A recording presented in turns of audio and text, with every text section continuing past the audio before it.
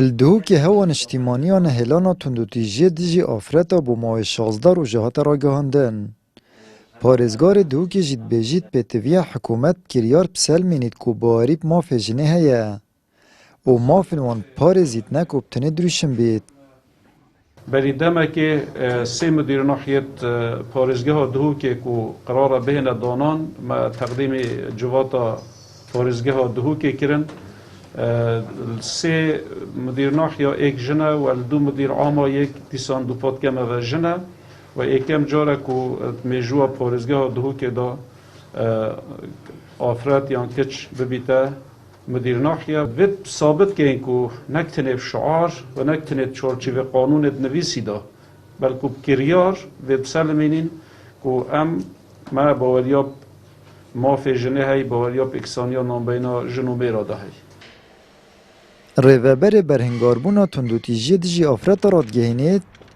ku amar berevkênbûnê newş sercemê 1863 skalayên ku hatîne tûmarkirin ev tinê 312 hatîne rawanekirin bû dadgehê. Ev çende jî cihê têbîniya rêkxrawên afretan e û ev dixwazin hemû skalal dadgehê bêne hekîlakirin. براوری سالت بوری اگر ام بکیم شو که برچاف کمتر لحاتینش تومارکرنا سکالا کمتر لحاتیه کیست تندوتیجیا سکسی کمتر لحاتینه کشتن کمتر لحاتیه خو کشتن کمتر لحاتیه و همی کمتر لحاتینه سالت بوری اف سال 1863 سکالا هاتینه تومارکرن سرانسری پارێزگه دهۆک بله بتن 312 سکالا هاتینه روانه کرن بود دادگه ستدرێژی سکسی 20 حالت میتین پارێزگه دهۆک بس همینه اون کو اوت تعدای هات بیت کرن نه همی اون اوت کو بیجین تندوتیجیا سکسی تعداد برانبر آفرت هات بیت کرن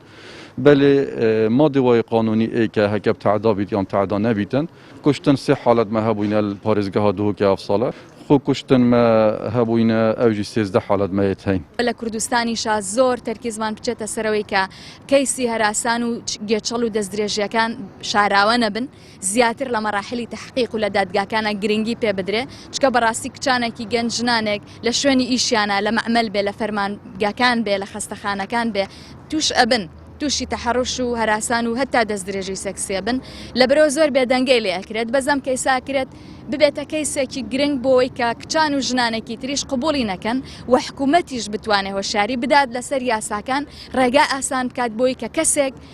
ئەگەر حاڵەتێکی وایە بەسەرات بە ئاسانی لە کاتی یاسایی خۆیە داوا تۆمار بکات. السنورê parêzgeha dihûkê ev sala da sê jin hatîne kuştin ed beramber jî da 13 jina xwe kuştiye û 14 dîtir jî xwe sotiye. 20 keysên destdirêjiya seksî jî hatîne tômarkirin. Ev dîtina şarazan, qeyranên siyasî û aborî kartêkirneka ekser û nerênî bû sercivakî heye û bi fakterên serekiyên peydabûna tundutîjiya xêzanî têne destnîşankirin. Amed Brîfkanî, Kanala Osmaniyê Peyam, Dihôk.